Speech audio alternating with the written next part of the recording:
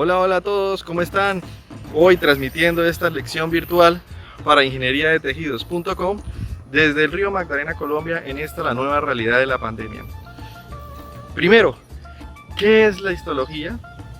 ¿Cuántas histologías existen actualmente? Cada una de ellas, ¿por qué tiene su importancia a lo largo de la historia y en la medicina contemporánea moderna?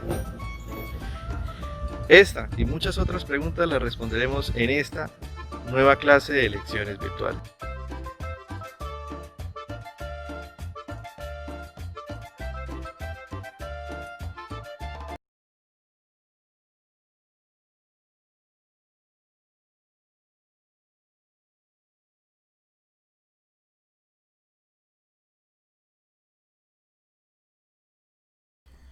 Para la clase virtual del día de hoy, en este espacio de lecciones virtuales, hablaremos sobre las generalidades de la histología.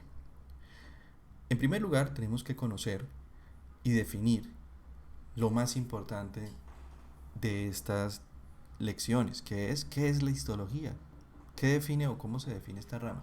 Pues bien, a grandes rasgos, la histología la podemos definir como el estudio científico de las estructuras microscópicas de los tejidos y órganos del cuerpo humano.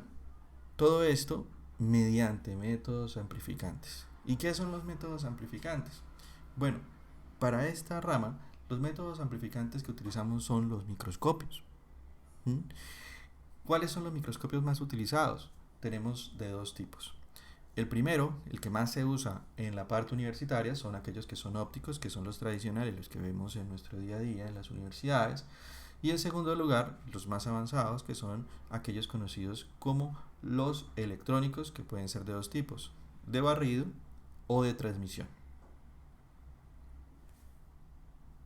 La histología además es un eje cognitivo del periodo preclínico, que abarca la investigación y el conocimiento de los distintos niveles de organización que se intercalan entre dos extremos. Uno, en un extremo tenemos el nivel atómico molecular, conocido como bioquímica, y en el otro extremo tenemos el nivel morfológico macroscópico, conocido como la anatomía. Para poder realizar esta investigación y obtener todos estos conocimientos, la histología posee mm, tres características muy importantes. La primera es que posee metodología propia. ¿Cómo es esto? Mediante todo lo que son los métodos amplificantes. En segundo lugar, y no menos importante, también posee técnicas. ¿De qué tipo? Específicas, propias de sí misma, de su materia o su rama. Y finalmente, como tercera característica que se destaca, posee objetivos, ¿sí?, básicos.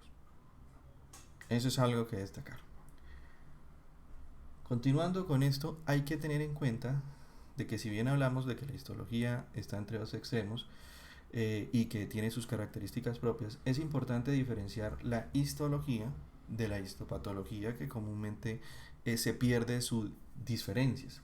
La histología básicamente es el estudio de los estados euplásicos, proplásicos, retroplásicos, el paciente sano, los estudios de los tejidos sanos, y la histopatología de los estados lesionales o las alteraciones morfoestructurales. Esa es la gran diferencia. En el caso de la histología, ¿qué es un estado euplásico? Es aquel estado ortotípico de salud, el estado normal, el estado basis.